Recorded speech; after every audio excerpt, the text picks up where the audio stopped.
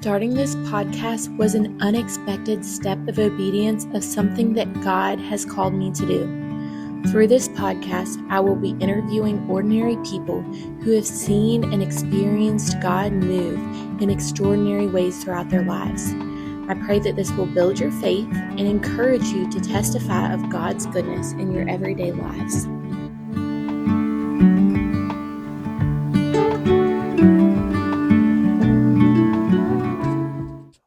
Hey guys, welcome to another episode of Testify of God's Goodness. I have with us Logan Vance today. So Logan, tell us a little bit about yourself. So your work or callings in life, your family, and then how do we know each other? So, how do we know each other? I remember you as a little kid. Your Yeah. mom was my teacher, and you and Yes. James were the youngest of the family. I Yeah. remember Randy and Serena a little bit better. And then I left for about 15 years for the military, and I came back, and you're an adult, and James is a giant man. Yes. So, He's like, that's my one brother. He's like 6'4" and jacked. yeah. So it's cool to kind of see, young people from childhood Yeah. as doing their adult thing. So Yeah. I grew up in Cape and Bridge, grew up in Hampshire County. I left for after high school. I left for the military. I was gone for about 15 years. Did military in school. My wife and I wanted to move back home and get going here, and so we part of that was finding the right church too, because when we started having kids, we definitely, both of us grew up in church, and we wanted that to be a part of our kids' foundation for how they move through their lives. And actually, Tiffany was our connection back to you guys. So we're like, all right, we'll try it out, and then we're very, very happy with everything that we found here at Covenant, and we're very happy to be part of the family. Yeah, well, we're super thankful to have you guys as part of it. And for those that don't know, Tiffany, she heads up our children's ministry. So she does an amazing job, and we have a very thriving, I remember, so we put on a marriage conference a couple years ago, and the guest speaker was coming, and they're like, okay, what demographic is your church? Like, what age groups do you guys mainly have? And I was like, truly, we have like all age groups. And they said they did not really believe me until they got here, but it is, we do have thriving ministries in every age group, and that is, I think, partly obviously God first, but Pastor Dale is very intentional about like who he puts into leadership, that they are going to teach biblical truth, and and God does bless that. So I'm very, very grateful for it. It's definitely a cool thing to see, when you come in on Sundays, and it's like from here down is just buzzing because there's little kids running around all over the place. Yeah. That's exactly what we were looking for, so that, like I said, when our kids grew up, they could have a community where everybody was oriented in that direction. And like I said, so share, how old are your kids? Jordan is 4, Daisy is 1.5. Yeah. So we're in it. Yes. And like we're in the same bit. So Madeline's 3 and then Aiden is 1.5 years. We're both in the thick of it. It's fun though. I say they're a lot of work, but they're a whole lot of fun too. No, it's a wonderful time. Yeah, for sure. So, and I wanted to stop real quick. So the reason I wanted to have you on, we shared this before we hit record, is, we pray, and I want to challenge you guys, if you don't take time to pray for your country and pray for your community when it comes to the leadership. And I just pray that God will give the leadership wisdom and guidance and discernment, and that we do have good Christian leaders that are going to make an impact and make a difference in our community. So as I was praying that, it was time and time again, you kept coming to mind because you go to church with us and you're running for an office. And I was like, so I kind of put off asking. I was like, no, I don't want to bug him about it. And I was like, no, this would be a great opportunity for people to get to know you, for you to share your heart for the community and what you're called to do in it. And then, just this, I'm going to put this out Monday and we're recording it Saturday. So just right before election. And I hope that this is a good way for people to hear that. So, cool. Okay. So what part of your testimony do you feel led to share today? I don't know. To be honest with you, I looked at the questions and I intentionally didn't try to come up with answers. That's good. Yeah, because I just kind of figured that a conversation would be as good as anything. let it feel a little bit more natural. I'd say that as far as testimony, I grew up in church, um, and then I read the Bible front to back while I was in basic training, and I can just tell you that it's been, something that at every juncture, every hard point, every like I'm not afraid to take a knee and just really, really ask for direction, ask for Mm-hmm. guidance. And it's been a constant thing in my life. And then, like I said, right now where we're at is that when we wanted to come back and then get our family started and get started in the community, we wanted looking for the hopefully a church to be the kind of foundation and the link to that. So we're all in, Yeah. and like I said, we're all in on making sure that the kids grow up with that in their heart and in that way, and on everything that they see and do as they're growing up. So that's probably I think the best starting point. Yeah, that's so good. Yeah, thanks for sharing Yeah. that. So tell us about why you felt called to run for county commissioner. So this I don't know if it's necessarily I felt called. I think I kind of you can say I got called. I I went to school intentionally to learn how to encourage small business development. So my dad worked for S.J. Morris in Cape and Bridge growing up, Hmm. and S.J. the man was just like this wonderful part of the community. Like he would like take care of local charities. He would he took care of his employees. It felt like a family there. And then after dad left, like S.J. still was like a great part of the community and like helped dad out. And I just remember the whole time I was a young person thinking about how good it was that he was able to bring that to our tiny town. Cape Bridge has 400 people in it.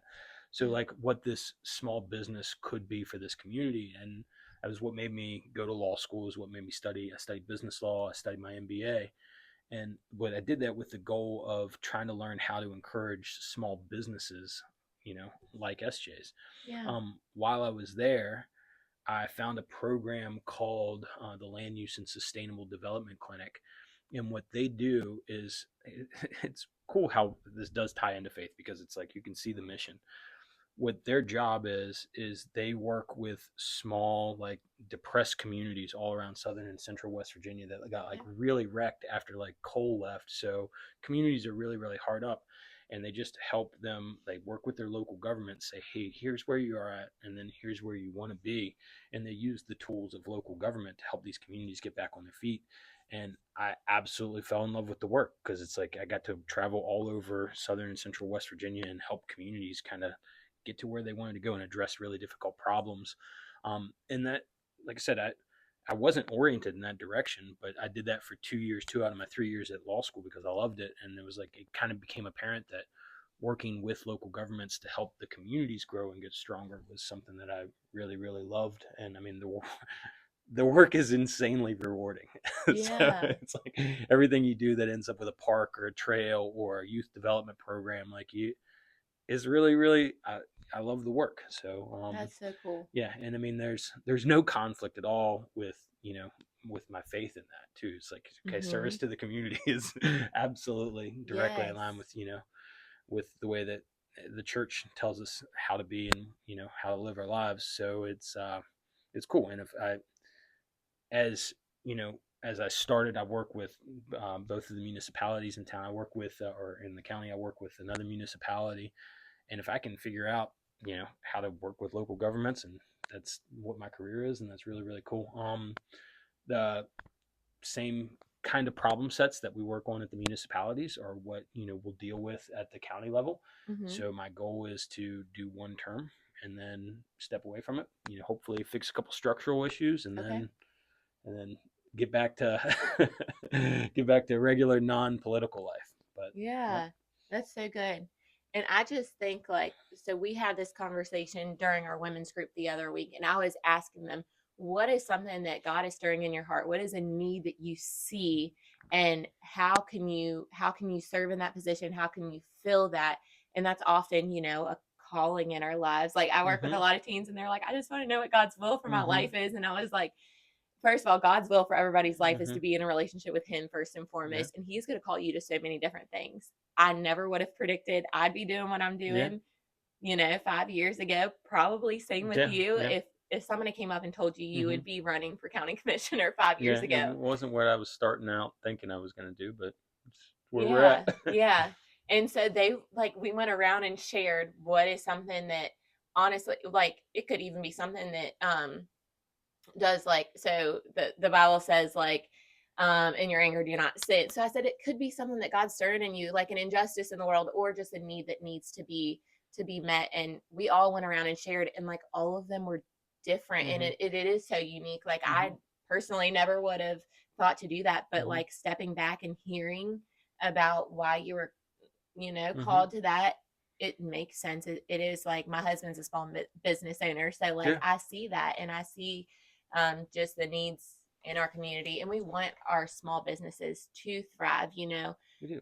people so easily can, you know, just support like Amazon, and I'm guilty of it too, but like support like huge businesses, but really putting things in place to help people around here. So I don't know if you're a few years younger than me, Hmm. but I can very confidently speak for young people that were in my generation. When we grew up, it was like there wasn't a lot of kind of things for us to do. Like, well, there wasn't a lot of like youth oriented programming. Yes, So I mean, I'm still an imperfect Christian. But we all are. That's why we need Jesus. Yes. but I drank a bunch of beer in fields in Hampshire County Hmm. because we didn't have a lot of other things to kind of pull kids into, and I think that that's a thing that we can absolutely work on is trying to find good programming for kids. But I think that one of the things that always kind of got to me was that when we graduated high school, all my friends left, right? Yes. So and they left for different reasons, but it's like, okay, and I'm not even saying that people shouldn't leave. That's not like Hmm. go see the world and do your thing and then hopefully home calls you back.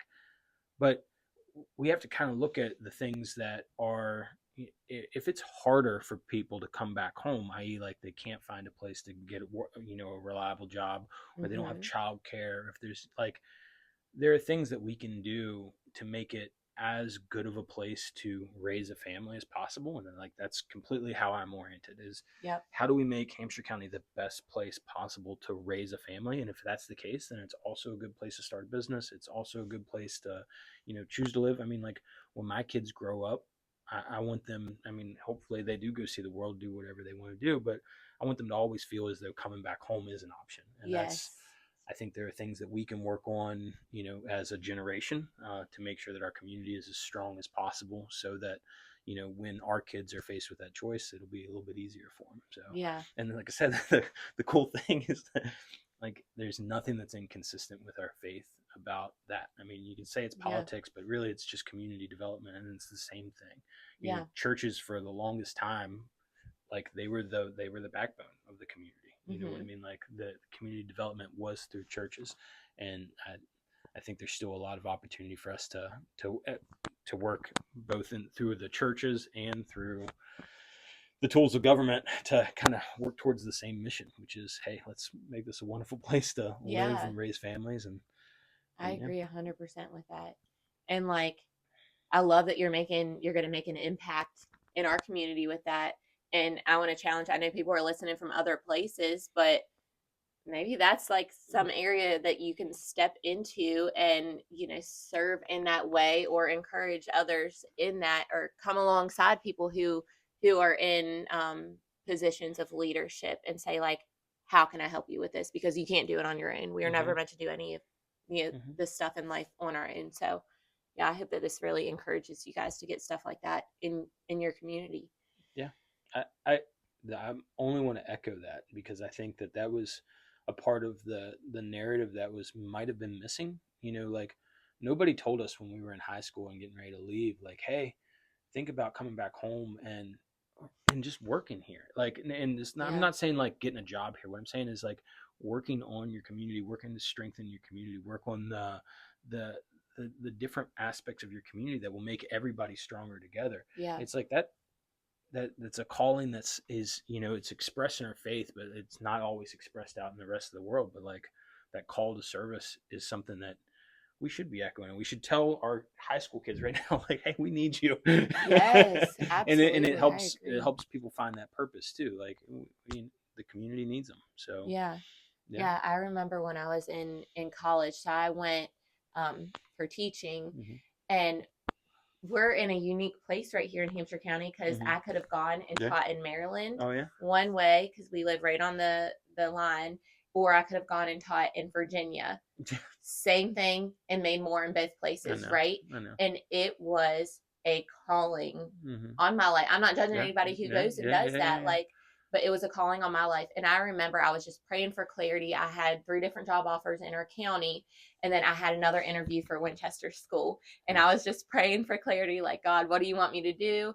And the exact time of my interview for the Winchester schools, I got called back for another interview Yeah. at Augusta, Yeah. where I ended up teaching. And I had mentioned God like within my interview, just because like Hmm. when you love God so much, when you love anything so much, it just naturally flows out of you. And the principal friend um's there, and she was like, "Well, since you brought it up, I can bring it up. Yeah. Like Yeah. we Yeah. are." Cool. So it was just like a really cool thing. And there was other things that God had laid on my heart, but just to be able to serve our community and like be a light in our community, and Hmm. know in the public schools I could not like necessarily teach them about God, but like I was not with them, but I was praying over my students, and I was, in communication all the time with their families. Like I worked in a special education Hmm. classroom. So I love that, and I got close with the parents, and it was just a really really cool opportunity to get to serve. And it's the I think it's just important to note, like, it's not just you teaching there. Like, your generation being here is what will, like, look at the different things that you're doing in the community too. It's like that's one of the things that we just kind of have to see. It's like Mm-hmm. we have to call our young people back, because like you're engaged in your school, you're engaged in your church, you're Mm-hmm. engaged in other community projects. Is like we have to see that by making this a place where young people want to live and raise their families, like that's how you make the community stronger too, because you're not Mm-hmm. just getting the person that's working at the store, you know what I mean, you're getting their contribution back to the community. Yeah. And it's like I just agree. I agree that like we we should have this focus on community development, on family development, and seeing how living this way will actually make the entire community stronger. Yes, I agree 100%. So, what do you feel like are some of your top qualities to serve as our county, to serve our county in this position? So, you kind of talked a little bit about that. Is there anything else Yeah. you want to add? Yeah, I mean, just the don't ever get into the like, hey, this is why I'm good at this. Mm-hmm. What I will say is that as a local government attorney, like that's pretty much what I focused on. So it's Mm-hmm. like, yeah, hey, this is what the law says that we can do, and just understanding and then bringing those particular tools back to the community. Yep. I think hopefully we can find new cool ways to use the tools of government to do the things that we all already agree on that Mm-hmm. are important here. So Yeah, that's that's good. Yes. So, what are some of your strengths and weaknesses as a person, or how do you see that playing out, like in yeah. this position? I mean, I don't know about strengths. I think that weaknesses I've noticed throughout my life that I definitely uh, have the capacity to overextend myself. Yeah, I same. mean, but it's I like the feeling of my plate being full, but I have Mm-hmm. noticed that if I don't keep that balance right, you run the risk of letting something start to suffer. So I Yes. think that that's the thing that I'll be paying the most attention to going forward. Is like, okay, we've got this cool initiative over here, but if we're not focused on this, Mm-hmm. trying to focus on taking one project at a time is something that I will be working on the most, because I know that about myself. Is if I don't watch out, Yes, I'm the same I'll keep way. scooping. Yes. And I think that's where like our spouses can come into play too, because Yeah, they know us the yeah, best, yeah, right? And yeah, I know when I feel like called to do something, like everything that you're called to do doesn't mean you need to do it all at once, yeah. I right? And agree. that's something that I learned very recently. And so I've learned to step back from things, Hmm. and that's really hard because I don't want to. Yeah, It's hard to let go of important yeah, things. But Dakota's so good at like, okay, if this is, for instance, when I started this podcast, like a little over a year ago, Mm-hmm. we had started like an apparel business. Mm-hmm. And so I was like in charge of doing all that. And he was like, okay, if this is really what you're feeling called to, we need to shut down the Yeah. business. Yeah. And that was hard because I was like, There's only so much of you though. yes, exactly. And I knew, I was like, okay, which one am I going to be able to further the kingdom and point others back to Christ and uplift and encourage people? Yes, when I was delivering the t-shirts, I'd ask people, how can I pray for Mm-hmm. you? And I'd pray with them there. Yeah. So there was that aspect. But yeah, But you can get to 5,000 people with this. yes, Right? exactly. So, Yeah. And reach, yeah, so yeah. much more. So it's good to, I want to encourage people, let people in and Mm-hmm. be willing to hear people say, you need to shut this down, and then be obedient in that. And that's Yeah. why, Yeah. like, you need a good, solid church community, Mm-hmm. like a solid church family that's going to be able to Yeah. speak, Absolutely. speak truth and Yeah. not like feel like, oh, I Yeah. better not. I don't want to make them upset. Like, it's hard to do that, but That's the best part about a community is like, yeah. well, it's one of the best parts about a community is that they can tell you the truth. Yeah. And the Bible says like Yeah. iron sharpens Yeah. iron, and Absolutely. like, Absolutely. so we Yeah. can Yeah. encourage people, Yeah. each other in Yeah. that. The Yeah. only other part that I wanted to add to that is that I do believe that we can also encourage other leaders. You know what I mean? Mm-hmm. There's too much work. There's way too much work. It's one of the things that I kind of loved about the thought of coming back and working on community development in West Virginia. It's like we've got so many things to work on. Yeah. But the thing is like if you just make up your mind that you love the work, then it's Mm-hmm. like it's great because it's like I've got a lifetime worth of work that I'll never run out of. Yes, But exactly. but I I don't have to do it all. So that's Yeah. the thing is like I'm very very actively looking for other folks that want Mm-hmm. to join in, and that's one of the things I'm hopefully going to be able to. It's going to be a focus is to help find these other community leaders that want to participate, that want to take a part of the mission, and it's one of the ways that I'm going to try to make sure that I don't try to do everything is to Yeah. partner with and then work with folks and encourage them too because there's way too much work for any Yes. person or even small group of people to do. It takes all of us firing on all cylinders. Yeah. So I listen to, because I lead a couple different groups and things. So I listen to this leadership podcast. It's Mm-hmm. by Craig Rochelle, and they usually put something out like once a month. But one of the pieces of advice, he said the best leaders are the best at delegating. Yeah. Yep. Because you can go, and that takes releasing control. That Mm-hmm. takes letting people do it differently, maybe Mm-hmm. than you were going to do it. It doesn't mean it's wrong. It just means that it's different. So just finding those people, and it's a humbling thing, but you can make such a bigger impact Absolutely. if you're willing to bring other people alongside you and do that.